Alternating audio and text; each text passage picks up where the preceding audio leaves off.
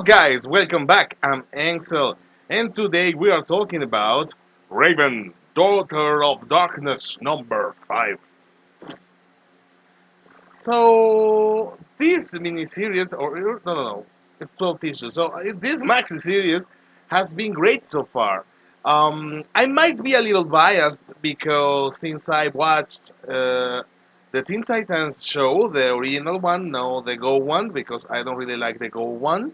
In the same way that I don't like anything that has to do with Pokemon with a Go on the name, but that's another story. I Raven has been one of my favorite characters in any Teen Titans roster.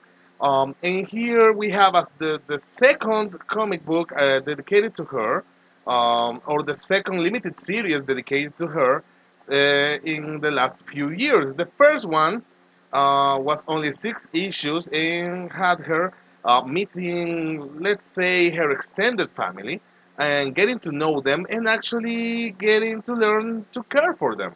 And since she has some very, I'm gonna say, social interaction issues, it was really beneficial to her persona and to her character to meet these people, even though they are extremely, and I do mean extremely different um, um, uh, uh, of her, than her. So, in here during the first 4 issues, and since this is a maxi series of 12 issues, I can say that, or I can call it, during the first act of this story, we had a lot of mystery going on. We have two different parties chasing Raven, and we didn't get much knowledge about what these particular parties were going after. Why exactly they wanted Raven. We just saw on the pages some actions, some very interesting situations, and Raven continued dealing with her issues. And it was all very, very well implemented, very well written. I really liked that first act, and it left me wanting more.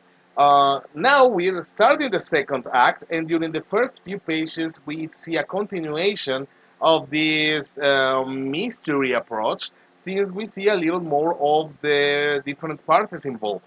But then we finally start getting some answers, at least answers for one of the parties.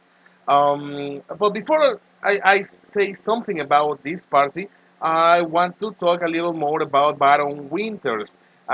He has been here since issue number 1. He and his pet Merlin, or I think he's more than a pet, his friend Merlin, who speaks without speaking. I guess only he knows what it's saying, kind of like Groot and Rocket, although Thor also took that as an elective. I think no one else did. Anyway, so him is the part involved that we still don't know why is involved. We learned in the last few issues of this story that he wants Raven dead, uh, but we still don't precisely know why. But I think we already know enough so we can start speculating on the why. But I'm gonna hit the pause button on that. I'm gonna go back to the other party involved. So this other party at the beginning, it only looked like some kind of genetic experimentation industry, kind of like what Mr. Sinister is always doing back at Marvel Comics, or even Roxxon and Alchemax always doing their shady stuff.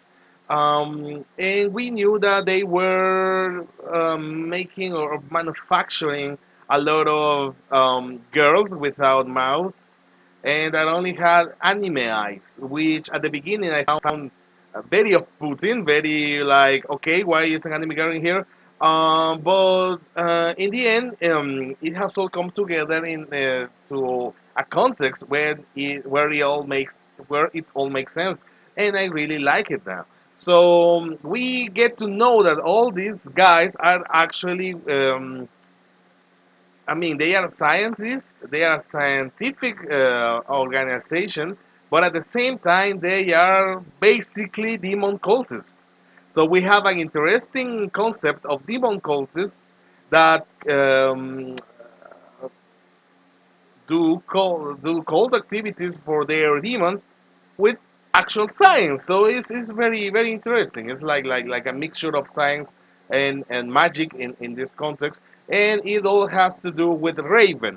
So I guess I have said enough, so you can start thinking about what I'm talking about here. I mean, we have people that want to talk with demons, that they worship demons, that are doing scientific experiments trying to replicate girls with powers, just like Raven. Extremely interested in Raven. And it just so happens that Raven has a father that is of the demon variety. So all these people basically just want to bring Trigon to Earth. They are like trying to summon the apocalypse or something like that. Um, in this issue, we get to know a lot about their plan, or what they want to do, but it basically revolves around the idea of summoning Trigon. Um, we still don't know precisely why they want to do this, or precisely why Dragon wants them to do it besides just wreaking havoc everywhere, which is basically what Dragon does. Maybe there is a little more to it, maybe not, but even though we didn't get that level of answers during the second half of this issue, I really enjoyed the action level on that second half because I experienced like a sudden change in tone that didn't feel forced. That was actually nice and very well transitioned. Because, as I was saying, we come from a very mysterious setup, a very mysterious setting. Raven trying to find out what the hell is happening, and suddenly we have a bunch of cultists and demons and mutants and creatures and a lot of stuff happening. So this right now, at least, it has turned to more of an action comic, and I really like it. I mean, at least for now, it is very well prepared. So we're left with that action happening. We're left in the middle of the action happening.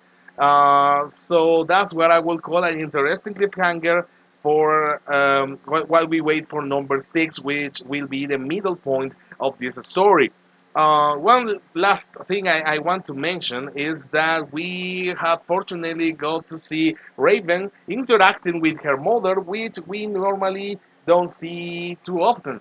And in here, it has been very well handled, although we have seen them together too briefly so far. I hope we can see more of that in the upcoming issues. But yeah, I'm really liking where this is going. I'm really like how it has been developed and how it has been changing tones in a way that feels appropriate, adequate to the story that they are trying to tell. So what will happen next? Will Raven find a way to deal with this situation?